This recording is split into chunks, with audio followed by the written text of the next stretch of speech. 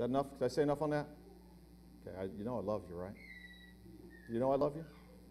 Come to me, I'll tell you I love you. I really do. I try to live it out too. Okay, today I want to talk to you about life investment.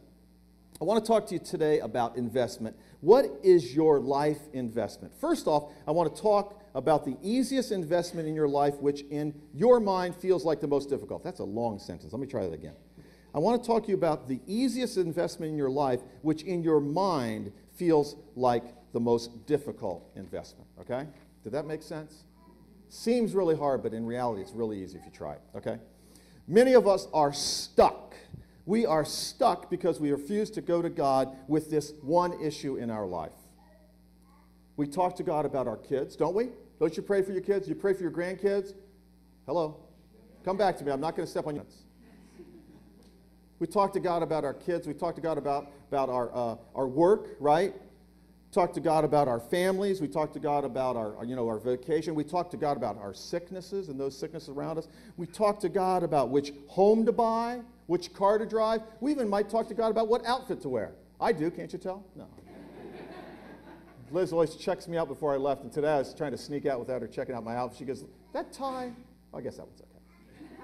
That's the first time in about 6 weeks I got it right. I wear plain shirts so I don't mess up my outfit so much.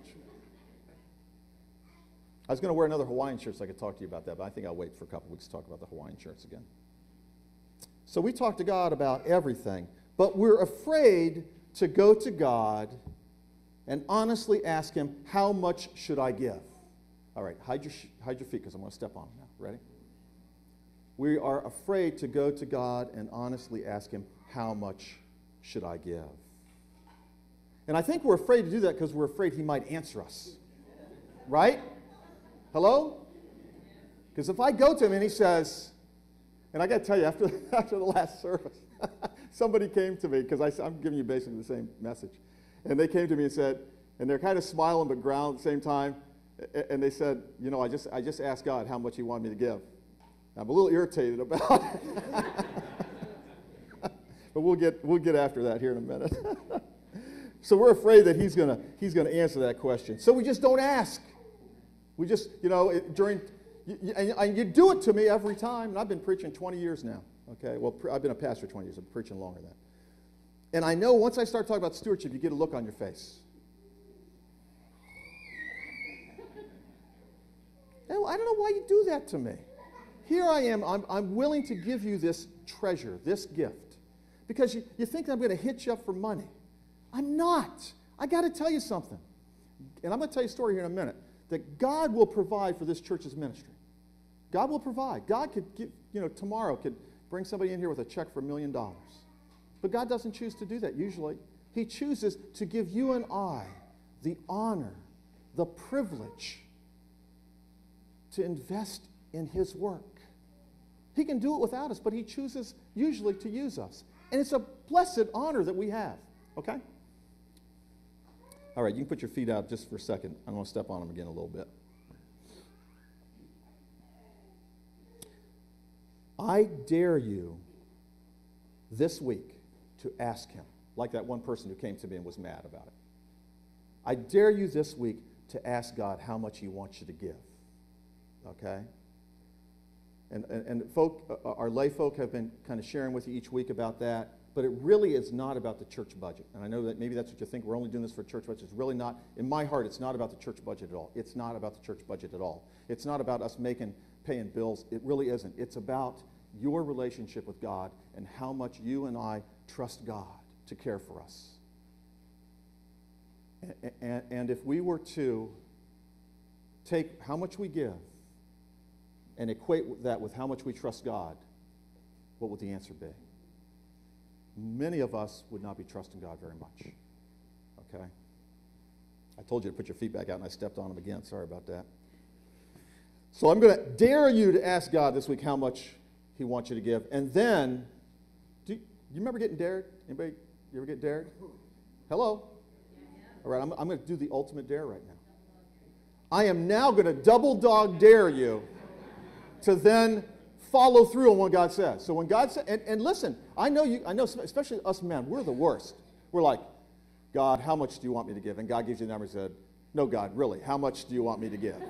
Because you know my budget, Lord, and you know this is how much, and I got it all worked out in my head, and I don't even need to put it on paper because I know that if I give that much, I'm not going to be able to do this, and I'm going to double dog dare you to listen to the number, the amount, the percentage, however God gives it to you the first time, and then I double dog dare you over the next 6 months to do it.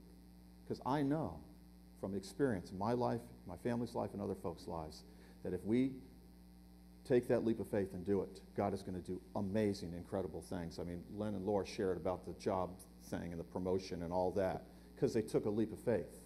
Now, I'm going to challenge you to take a leap of faith this year and see what God will do next. Okay? All right. Last thought on that. So when God gives you that answer and you can't believe it and you're irritated at me that I told you to ask him, do you think God would ever ask you to do something that would not be great? Do you think God would give you something that would be rotten? God doesn't give bad. You remember that parable about the good parent and the child goes to the parent and asks for the fish and God, the parent doesn't give him a snake, right? Right? You ask God to give you something. Some of you are not even making eye contact with me right now.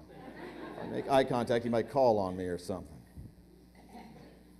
So we say we trust God, but we let worry and stress rule our lives. Okay, I've moved on from the money thing, okay? Those of you that are not making eye contact, you can make eye contact with me again. We say we trust God, but we let worry and stress rule our lives. Don't raise your hand, but don't we have a struggle with that? Don't we do that? I mean, I know right now, if I went through the congregation, 95, 99, maybe 100% of us would say, yes, I'm worried and stressed about something in my life. And I want to just read something. Once again, we're working on this book called Crazy Love by Pastor Francis Chan. The subtitle is Overwhelmed by a Relentless God. Overwhelmed by a Relentless God. And I just want to share just a little bit from here. Let me see if I can find the page I'm looking for. Yeah, here it is. Worry implies that we don't quite trust that God is big enough, powerful enough, or loving enough to take care of what's happening in our lives. Did you hear that? Do I need to read that again? Worry implies that we don't quite trust that God is big enough, powerful enough, or loving enough to take care of what's happening in our lives. Stress says that the things we are involved in are important enough to merit our impatience, our lack of grace toward others, or our tight grip of control.